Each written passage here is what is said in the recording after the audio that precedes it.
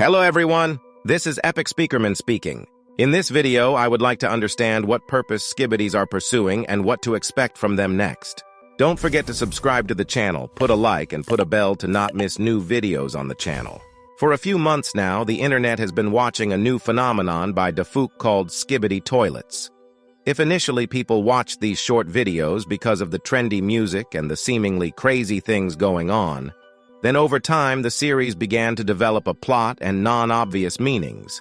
Dafook himself realized that if in the old series he made a priority on the music, then in the new series the presentation of the plot has a primary role. Also, this phenomenon has a large community, which is already trying to understand the plot and the message of this internet series. For example, under each series there are comments retell the story on behalf of a nameless soldier cameraman, and from that even stranger that the series is present, toilets with singing human heads. About the appearance and behavior, there are only guesses. These are not humanoid creatures of different shapes and sizes, in something resembling snails, as they have a shell in the form of a conventional toilet and the main body in the form of a head. Their internal structure is unknown, also unknown method of their movement. If Skibidi's spiders and parasites obviously use their paws and kamikaze used rocket engines, the others somehow levitate above the ground. As it was shown in the series, they have a weakness. If you pull the lever of the drain, they will be flushed, and only the toilet will be left of the body. Also, Skibidis have the ability to infect ordinary people who sit on the toilet, and the rate of infection is almost instantaneous. This is well shown in the 4th episode of the 1st season, when they went into a restaurant, and the people who sit in it instantly become Skibidis. Perhaps these people have accepted their fate and do not resist. That is, they aspired to become them. And that's why they transformed very quickly, but it's not important yet. Although many and unequivocally say that they eat the people of the original, it is unknown, because directly to us it has never been shown, only on the example of agents, and obviously the question arises what they were eating when all the people disappeared. Also, Skibidis have some semblance of human society, with its inherent features such as hierarchy, in the form of their apparent leader G-Man, and a kind of religion based on the first Skibidi. They also fight in a different way than the cameramans. While the agents rely on weapons such as laser guns or the new anti-parasitic gun, Skibidis are busy improving their bodies or creating new hybrids. At the moment, this is all that is known about them. And then I wanted to tell you about my theory, which I think is very interesting and can explain a lot. During the whole series, we were never shown the biological death of purebred that is not hybrid Skibidis, and the only one who managed to kill them without flushing, it was the Titans. Remember how once the agents waited for the moment when many enemies will gather in one place and lined them up with a powerful laser from the drone. But it didn't work. It was probably G-Man who was able to protect everyone, but there's really nothing to indicate that. I think if Dafook meant it that way, he would have shown us some kind of protective dome to deflect the shot. But instead, we see an explosion and unharmed Skibidis. There's also a moment in the promo for the mobile game where the agents pull out their weapons to fight off the enemies who spotted them, but they don't take any damage from the shots and don't even slow down. We know that Skibidi scientists can modify and change allies in every possible way, then why they have not changed their main weakness, namely the flush lever.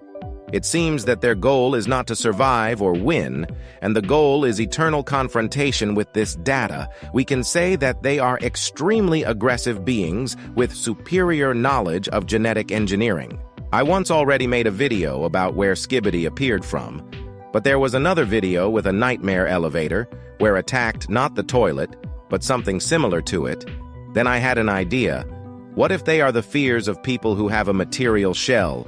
Some entities that are both understandable and incomprehensible to people pursuing incomprehensible goals, which communicate in an unknown way, always hostile and always being in their victim, which in addition to everything, changeable and almost immortal at times that will destroy humanity, not for nothing called the video with the appearance of Skibidi in the elevator, every nightmare, SFM, in this, and this is my theory. They, although material, is in essence a phobia of humanity. The main fear that there will be an unknown race that will destroy them and will live in their place, and which is impossible to defeat no matter how hard it tries. And even if there is hope for victory, they will change to a more terrible form and will continue to win. Most of the characters have no history. Yes, we have popular characters that we see for months, and we do not know their backstory. Just because it is not there is a whole season with these characters, and it is not clear who they are.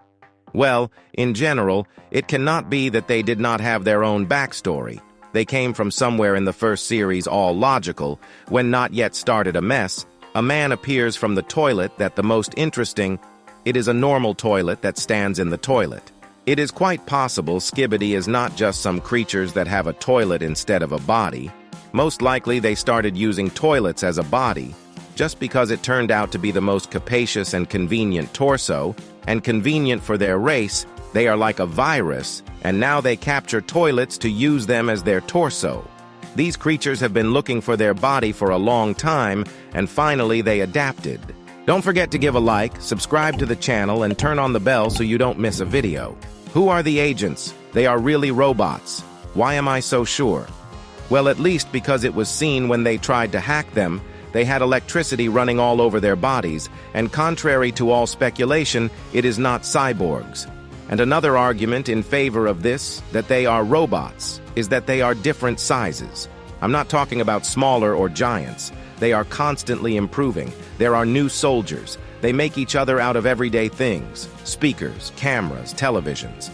I'm not surprised that there will be other races.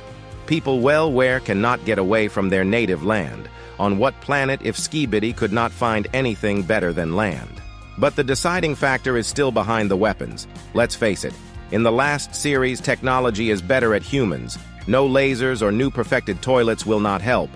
Agents have made such progress that even one soldier can destroy the entire army of toilets. Just turn on the HUD TV, well, and it should be understood that Skibidi still adapted and they mimic the local environment.